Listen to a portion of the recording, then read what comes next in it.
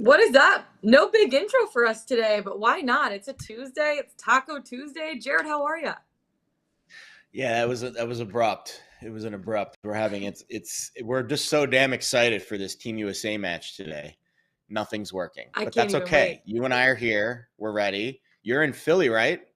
If do I recall I'm in correctly, or Philly. have Yeah, you we moved actually fly location? out. We fly out around 11 a.m. this morning. So right after the show, heading Oh, out to the plane and calling it a day. Why make not? sure we Um, make but, sure we get this show in so you don't miss your flight. We wouldn't want you to be stranded in the city of uh, brotherly love. Wouldn't be the first time. I'm just kidding. Just kidding. No, but actually, I have been stuck in an airport before and I have missed my flight more times than I'd actually Ugh. like to admit and that I'd like to count. But we do have a lot to get to today. First of all, Monday Night Football reactions. We'll get to that in a second. We have a stock up and stock down, and we have some NFL to chat about with our friend from Visa and Josh Appelbaum. So make sure to stay tuned for that. But first of all, Monday Night Football reactions. The Saturday Magic, Jared, died on a Monday. I mean, after the first half, I feel like no one really gave the Colts a chance. They were down 16-3. They came out the second half. They were up 17-16, and then Pittsburgh ended up winning it with small hands Kenny Pickett 24-17. What did you see from the Pittsburgh Steelers? Because they had a big lead, then they gave up that deficit, and then they ended up coming out in the end and getting a win anyways. Yeah, I think Pittsburgh was pretty feisty last night. I mean, Yeah. going on the road with a rookie quarterback and winning in prime time. And let's be honest, I don't think there was any moment in that game where Pickett looked like the moment was too big for him. And, his Mm-hmm. numbers don't really pop off the page. The ADOT was pretty pedestrian, negative CPOE, but 72% completion percentage. So while maybe he wasn't completing difficult throws, he was making all the throws that he needed to make. And you started to see a Pittsburgh rushing offense come to life. 5 or I guess 6 different guys, if you count Pickett, had carries in the game. And, Harris really wasn't used that much because he was banged up. It was Benny Snell. It was Anthony McFarland. It was even Derek Watt that got a carry. So 36 for a $172, 2 touchdowns on the ground for Pittsburgh, almost 5 yards per carry. I mean, that's pretty good on the road. I mean, that's the recipe for going on the road and winning a primetime game with a rookie quarterback is you pound the rock a bunch and you make things very difficult on the opposing defense. So that's what Pittsburgh did. On the other side for Indy, I mean, Yeah. Matt Ryan, it's a tough watch right now. It's a tough watch, and he doesn't have that spark, that killer instinct, the mobility, all of the things that are needed, to be a elite quarterback in the NFL. And they didn't really run the ball that well. Taylor was okay, 20 for 86, nothing to write home Mm-hmm. about. Barely over 4 yards a carry. That's about average for him, right? And then the defense couldn't get the key stop in the fourth quarter. So all of those Yeah. things. Oh, and by the way, don't even get me started on the clock management for Jeff Saturday on that final No, the drive. clock management is what I Um, was going to bring up next. yeah, Yeah, that's that please definitely take going to it be from there something that because he's that talked that to just about. made my blood boil watching that on the last drive. No, I mean, people are going to scrutinize it, right? They're going to get after him. They're going to talk to him about it, but that comes from not having much coaching experience at that point. Like it's like when you're a Yeah. player, the coach deals with the clock management, not you as a player. And now as a coach in the NFL, where somewhere he's never had experience at before, he's getting his first taste of what that clock management actually looks like. And I know he's definitely going to get an earful of it from the higher ups in the Indianapolis Colts organization. They're 4-7-1 now. Their playoff hopes are done. And their schedule coming up looks bleak. I mean, they have some tough Yeah. games coming up on their schedule. Where you look at Pittsburgh, 4-7, probably not going to make the playoffs, but you do see a little bit of a spark, and I feel like that's really good for the future of Kenny Pickett and what that organization is going to have moving forward. So we'll see how that plays out the rest of the season. My under didn't hit. I'm used to both the offenses being so bad, and apparently they found out how to score points yesterday. So good for them. Yeah, I mean, You it hit love by to what, see like it. a point? It wasn't like you were way off on that. Yeah, And you needed it. And Pittsburgh, if they didn't get that 2-point conversion on the last drive, it would I have probably know. finished 22-17. So listen, when you lose a bet like that, I mean, you can't beat yourself up. The handicap was right. You just didn't make the one coin flip play you needed at the end of the game. The 2-point conversion didn't go your way. If that 2-point Yeah. conversion doesn't hit, it finishes 22-17. You win by the hook. So when you're right around the number like that, the one thing a really smart bettor told me once, if you're constantly having bad beats, it means you're right around the number, and that's a good thing. So just take that and move Yeah. on and go to next week. Take that, move on to next week. And that's exactly what the Bengals are doing as we get into our stock report. At this point, let's start with the AFC.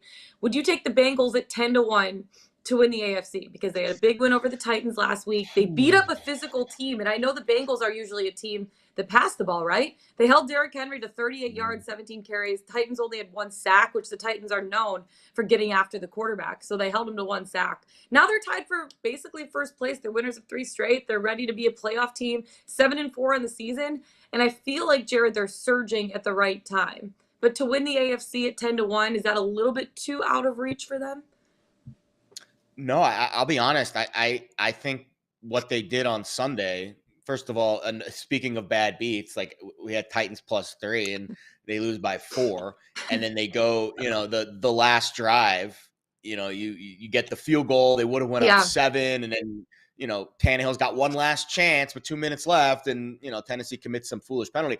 That game, for the first time all season, it seems to me Titans were out coached. Vrabel made a very questionable field goal call on the prior drive. They were down 7, and instead of going for it on 4th down, I think it was somewhere around the 25-yard line, they kicked the field goal to go from a 1-possession game to a 1-possession game. Explain that to me. And then they never touched the ball again after that. Cincinnati was very physical. Samaje Perine had a fantastic game. The reason why that was very surprising and why Cincinnati is, in my opinion, right now, at least the best team in the AFC North, I would say, maybe not the AFC, is because you go into Tennessee and you play their style and you win without Jamar Chase and Joe Mixon. I think both will be back this week. So that's huge. Why? Well, they're facing the Chiefs. Yeah. I mean, that game's going to be – I think that's my favorite game of the week. But I think because of where Kansas City is right now, I would give them a little bit of an edge in that game. So I don't think I would make the bet that you're seeing at the bottom of your screen right now, Bengals 10-1, because my guess is at some point you will get a better number. But I do not put anything past Joe Burrow to go into the postseason again with all the confidence in the world, because let's be honest, they didn't lose in the AFC playoffs last year, didn't lose to the final game. You and I were there. It was pretty wild. They almost won that one too. It's crazy. Yeah. I mean, they have a capability of, after starting the season 0-2, to really make a comeback here. I mean, if you think about it, they started the season 0-2, and since then they're 7-2 since those first 2 games. And that's Joe Burrow coming off of the appendectomy, and that's Joe Burrow getting his footing underneath him, and it's Joe Burrow now playing without 2 of his top players. I mean, it was like the T. Higgins game. They needed to rely on a guy like that. No Jamar Chase for the last however many weeks it is, and they're still getting wins. They're finding out ways to get things done. Let's move on to the AFC East, because the Patriots right now sitting at the bottom of their division at 6-5, but there's a possibility that all 4 of these teams can make the postseason at this point. What about the Pats to make the playoffs at +175? They're coming off of a close loss to the Minnesota Vikings. How do you feel about the Patriots possibly getting into the postseason? They have to win this week. I mean, their schedule down the stretch, their last 3 games, Bengals, Dolphins, at Bills. So, they need to win. So their next 3, Buffalo at home, Thursday night. You would expect them to be a live dog there because it's a home game Thursday night. Buffalo's been struggling a little bit. They're a little banged up. Then Arizona, Vegas. So you gotta put some numbers in the left side of your column before you get to that Cincinnati, Miami, Buffalo closing 3-game stretch. So I'll be honest. If you were going to ask me right now, week 13, New England's the last place team in the AFC East, I would have called you crazy. I would have told you to get off the drugs that Aaron Rodgers is on, because that is not a world that I would have expected to be living in. But that is the world that we are living in today. So because of all the teams they have in front of them, I think it's a tough bet to make, because the AFC is really, really, really deep this year. I mean, I didn't expect the Jets to have this kind of year. Obviously, you're going to have to deal with the Browns now coming off their win and getting Deshaun Watson back. So there's some nuances. There's some 8th, 9th place team right now tied with the Chargers. So there's a lot of ground to make up. I would probably lean to the no on them, even though there is a chance. I don't see the long term if they don't get a win this week against Buffalo. Yeah, let's move on to Buffalo. What about them for over 12.5 wins? They're sitting at 8-3 right now. And I look at their schedule. There's 6 weeks left, right? This means that they have to win 5 of these 6 games. They have the Pats, the Jets, the Dolphins, the Bears, the Bengals, the Pats again. Can they win 5 of those 6 at -105 to get over 12.5 wins? I don't think so. Can I be honest? I'm getting a little sour on Buffalo. I'm getting a little sour on the Bills. And it's not because I don't like Josh Allen, but the rest of the supporting cast, I think this year hasn't been as strong as we maybe think. And when I look at their numbers last week, they didn't look great on defense. They let your boy Jared Goff run up and down the field all week. And they did. I'm sorry, like that was a very impressive performance by the Lions on Thanksgiving Day, and it took a Josh Allen masterclass drive to seal that game. I mean, you guys were going to win that game, and then all of a sudden you didn't. But this is a Buffalo team now that is outside the top 9. They're 10th in EPA per play on defense. I mean, this was a team that was leading the NFL in that category for most of the season, and now they have fallen off. So it's not Josh Allen that I'm worried about. I think eventually he'll pull his head out of his tuchus and start playing a little better. I'm more worried about the defense right now that is not as sturdy, especially in the secondary, as they need to be in order for this team to carry themselves across the finish line. Because if you go back and you look at where Buffalo has failed in the playoffs, it hasn't been the offense. The last 2 years when they've lost to the Chiefs, it's been the secondary and the defense that has failed them in the big moments. And that is where I see some cracks in the armor. So can they get over 12.5 wins? Sure. Is that a bet that I'm willing to make right now? Probably not, because their defense is playing under expectation, especially over the last few weeks.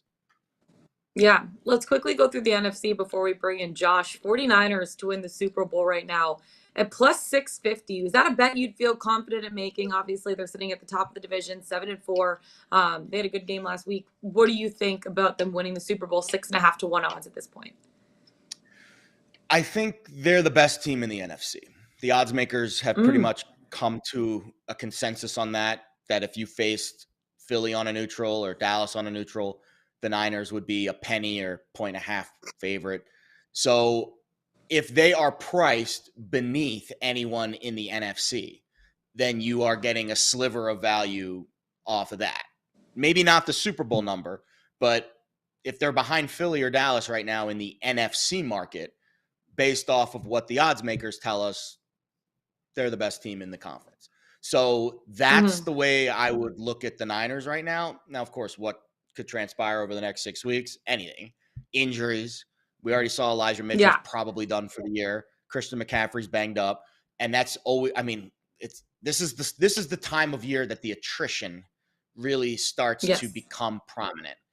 And that is always what you have to look at with these teams. And that's why betting futures is very tricky, because the team that you're betting on today might not be the team that you get come January. But right now in the NFC, I would say the Niners are the best team. And so I wouldn't have an issue betting on them to win the Super Bowl, as long as there is an NFC team in front of them that you're likely going to be favored against if they face them in the NFC playoffs. Well, right now, 2 of them would be maybe the Eagles, maybe the Cowboys. Who knows how that kind of shakes out? Would you take the Cowboys at 3-1 to win the NFC East? I know the Eagles are sitting ahead of them at 10-1, but you look at their last 2 games, and I know last week, Thursday Night Football, the score looks a little close, actually was, because they had 3 penalties in the last 2 minutes of the game, and the Giants ended up scoring a touchdown, getting a backdoor cover of that 10.5 point spread or whatever that was. So that was a bad beat for anyone who bet the Cowboys laying the 10.5. But then the week before, they absolutely crushed the Vikings, who were 9-1 at the time, or 8-1 at the time. So you look at the Cowboys and what they've been doing, it feels like they're cooking at the right time too. 3-1 odds to win the NFC East. Would you take that? I definitely wouldn't want to bet Philly at this point. I mean, listen to this schedule for Dallas down the stretch. Colts at home, Texans at home, at the Jags. That'll be a sneaky fun game. Then home to the Eagles on Christmas Eve. Then at Tennessee, at Washington. So if you want to talk about momentum, I mean, Philly's schedule is a little trickier. Titans at home, then at the Giants, at the Bears before that game against the Cowboys. So, yeah, I could absolutely see Dallas Mhm. making some hay in this division. The problem is they're two back. So the margin for error is literally nil. Yeah. Like it almost has to be a perfect win out and then get a lot of help. And then you have to win that game in a few weeks or else there's no chance. So I wouldn't be opposed to making that bet, but it's tough right now. I think division bets right now, because how few games are left in the season, the Mhm. volatility with each week is huge. So you have to be pretty certain that you are buying the bottom, because if, let's say, Dallas loses this week or Philly wins, it's like the market might like completely skew in an opposite direction because there's only 6 games left. So I think that's where I struggle with the division markets at this late stage in the year. There's such little runway Mhm. left. I'll make a bet. Yeah, it is really crazy. Let's bring in Josh Appelbaum to talk NFL through 12 weeks, because we are 2/3 of the way through the season at this point. Sports betting analyst for VSiN Live, host of Morning Bets and Market High podcast. How are you? Market Inside podcast. Sorry. Wow, I can't speak this morning. Happy Tuesday. How are you? I'm doing great, Lauren and Jared. It's great to be with you, and I'm excited to make my Pickswise debut. It's been too long, guys. Finally in here, but excited to talk some betting with you today. Look at that. Yeah, we're excited to have Pickswise you. Let's debutante go. here. It's Taco Tuesday. We're having ourselves a day. Welcome onto the show. First of all, 2/3 of the way through the season at this point. When you look at the NFC, when you look at the AFC, who are your favorite teams in either side to win maybe the Super Bowl?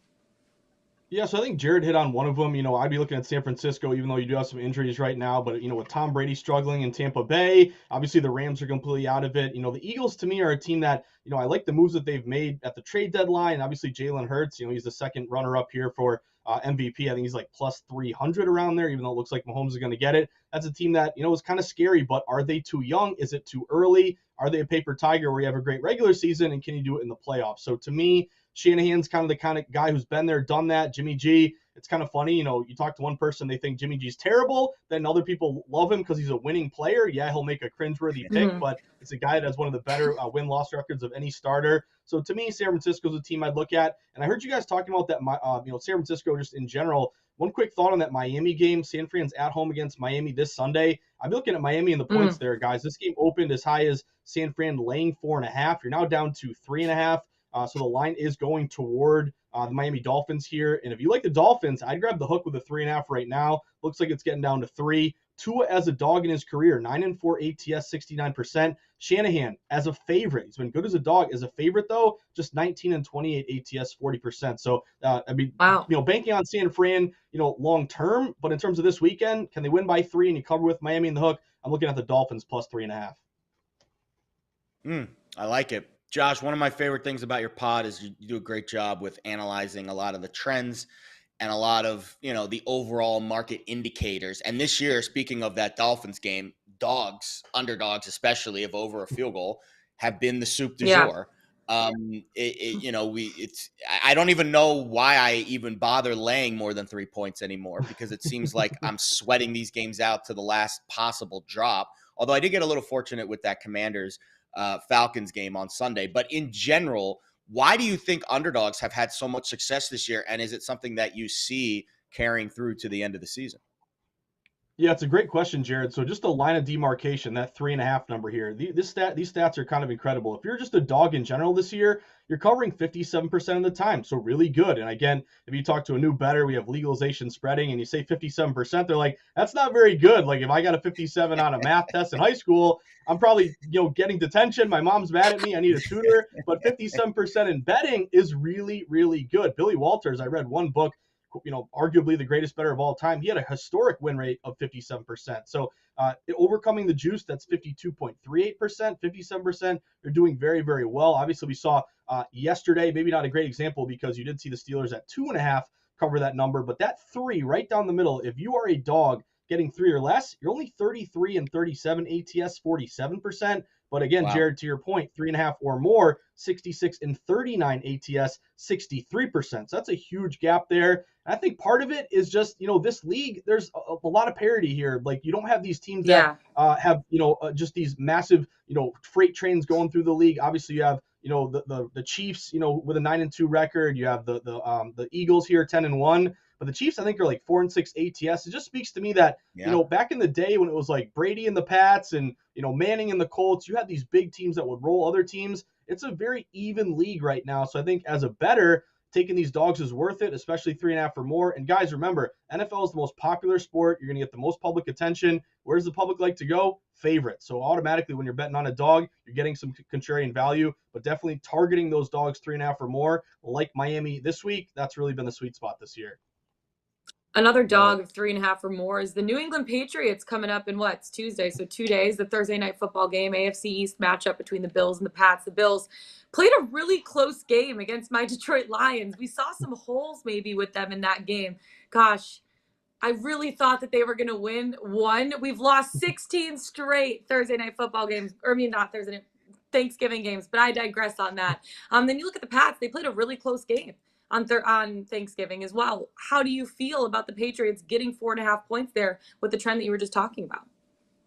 Yeah, so Lauren, first off, at least your Lions covered. That's all that we care about, right? Even though I know you wanted to win there as a fan. Great teams covered. As a Patriot, let's go. Exactly. That's all you care about. But I'm a Pats fan, and I took them. I think they were getting 3 or 2.5 there at the Vikings. And obviously, you feel better that Mac Jones finally moved the ball. I've been waiting all year for that to happen. Yeah. But then the defense that you're counting on lets you down. So it's kind of funny that, it's disappointing Lions, yet they cover. Then you kind of expected maybe not as much offense from the Pats, but you're feeling better even though they didn't cover. So this one here, guys, I'm looking at the Patriots, right off the bat.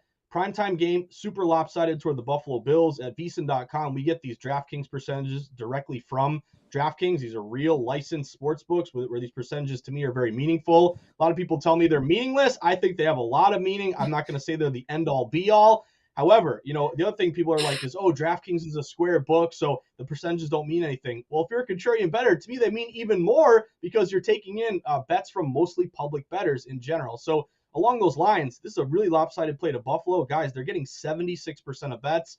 Really public play here on the Bills. But what has the line done? A lot of these books open Bills minus 5.5. Now you're down to 5. I'm seeing one book right now maybe getting down to 4.5 here. So this is kind of a classic scenario of a reverse line move. You have public betting here on the Bills, yet the line's going to New England. If you have almost 3 out of 4 bets or more pretty much on Buffalo, shouldn't they be going up? Shouldn't the odds makers be adjusting this number further toward Buffalo? No, it's going the other way toward New England. So I'd be hopping on New England in the points, guys. They match that 3.5 dog system. Also, you look at divisional dogs where you have that familiarity, knowing your opponent. They're 33 and 20 ATS this year, 62%. So I'm grabbing the points with New England. It's a primetime game. It's lopsided. You have kind of a sharp move here. And also, I'm in Boston. Keep an eye on the weather, guys. It's going to be like 32 degrees. It's not really that freezing cold, but it could be windy in Foxborough. We have seen this total fall like 45 down to 43.5. Yeah. It's only getting 35% bets, but almost 60% of the money. And you have seen these totals in division games when the line falls.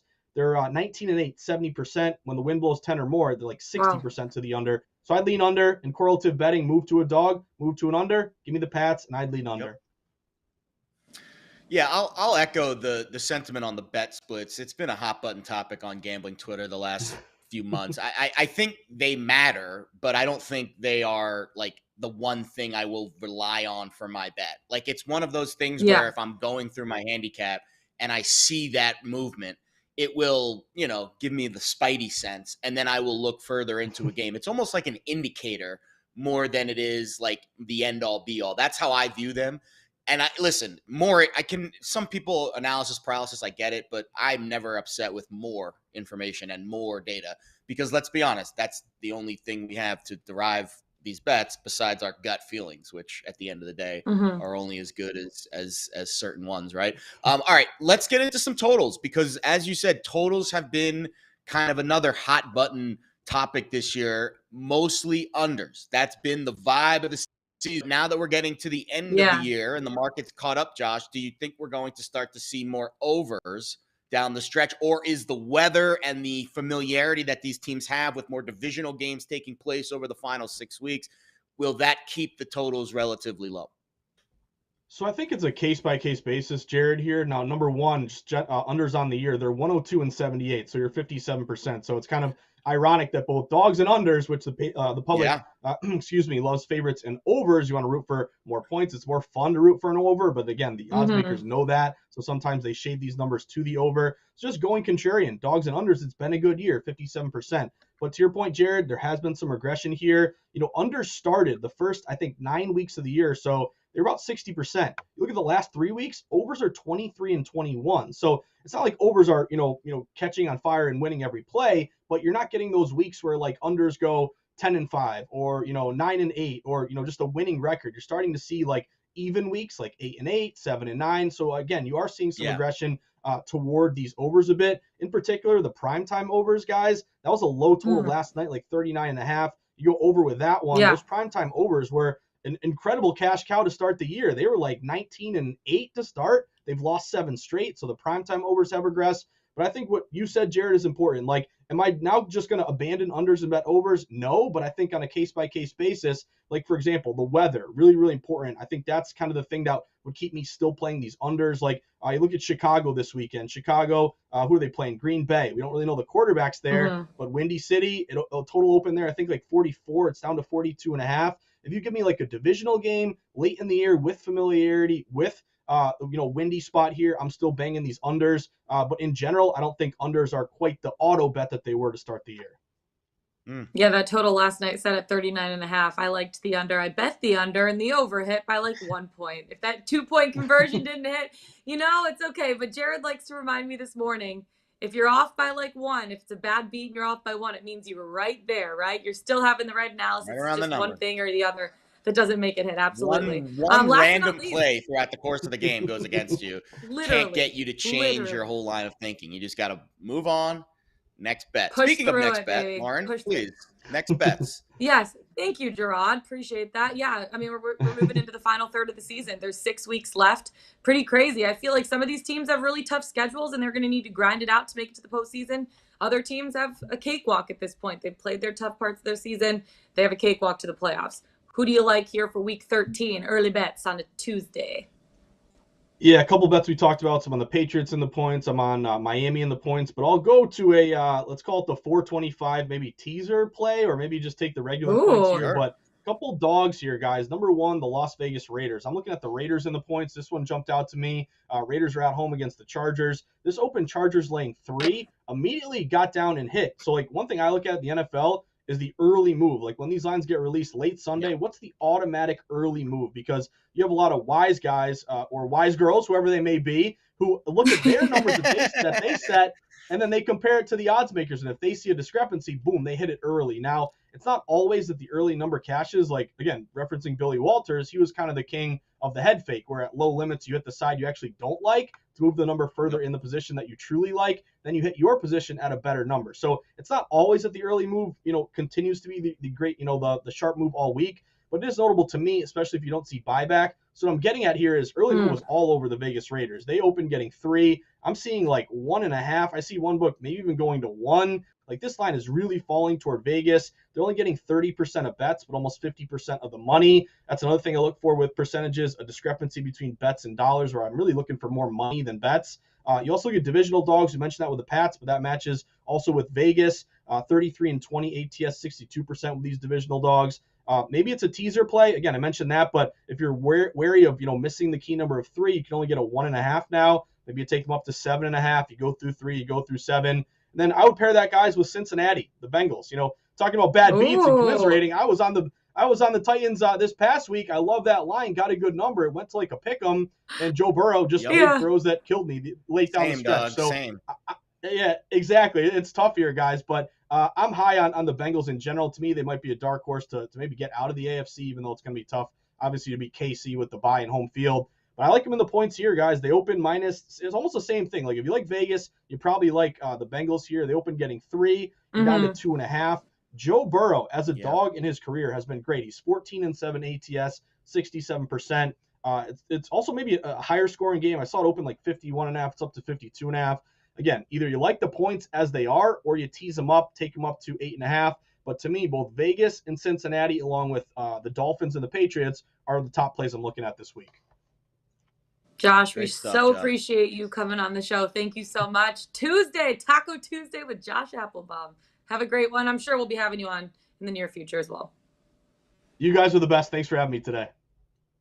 Thanks Appreciate so it, bud. much. That is Josh Appelbaum. Great Follow insight. him on Twitter at Josh_Insight, sports betting analyst for VSiN Live, host of Morning Bets and Market Inside podcast. Make sure to check them both out. All right, before we get into our best bets of the day, Gerard, let's talk about Superbook Sports. Let's bet it. Presented by Superbook Sports. Pile up the wins, pile up the money with Superbook right now. The best betting app from Las Vegas, giving you free money every week you make a bet. Just place a $50 bet each week with Superbook, and they'll give you a $5 bonus up to $50 for betting each week afterwards. If you're in Arizona, Colorado, Iowa, Nevada, New Jersey, or Tennessee, download the Superbook Sports app or visit superbook.com to get your streak started today. Superbook.com to Pickswise.com. 3-star play of the day, Gerard. Who we got today? Got a couple little ditties for you. So Mavericks Warriors. any Good game soccer tonight, picks? actually. Ooh. Don't worry. Don't worry. We'll get to your beloved footy in just a moment, my friend. Warriors Mavericks. Wise guy. Actually, this is I have not been keeping up with the NBA as much as you have, my friend. But in my mind, Warriors Mavericks is a good game, right? Like I know Warriors have kind of struggled a little bit to start the year, but in my mind, it's a good game. So check that one out. And then a little college hoops tonight, a little college rack. Cuse, Illinois. Total. Good non-conference game. Big Ten ACC. I think it's the Big Ten ACC Challenge, if I'm not mistaken. So check that out. Sam Avallone's got a total in that game. 3-star on the site. And there's a lot of other parts and soccer predictions that we will get to in just a moment, myself and also other handicappers on the site. But Wise Guy and Sam Avallone have 3 stars for you today.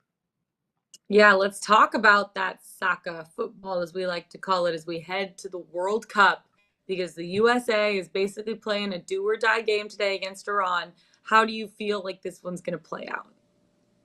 Yeah, fun match. And of all the matches happening today, like 2 of them are happening right now. Ecuador, Senegal, that match means really nothing as long as they don't give up a goal. I was on the under there, 0-0 right now, about the 35th minute. And Netherlands and Qatar, I mean, Netherlands should cut right through Qatar. They're up 1-0 right now early. My guess is they win 2 or 3-0. But the late games, the early games here, but late in Qatar, 11 o'clock Pacific, 2 o'clock Eastern, Iran, USA, Wales, England. That's going to be the main event today. And when you look at the group, it's pretty much rank and file, I would say. England, as expected, is leading the group. They only need a draw today against Wales to advance. My guess is they go into conservative mode. But the other match, USA-Iran, that's the match where I expect some fireworks. And obviously, styles make fights. Iran is not a team that prefers to be on the front foot. They're a much more defensive-minded team.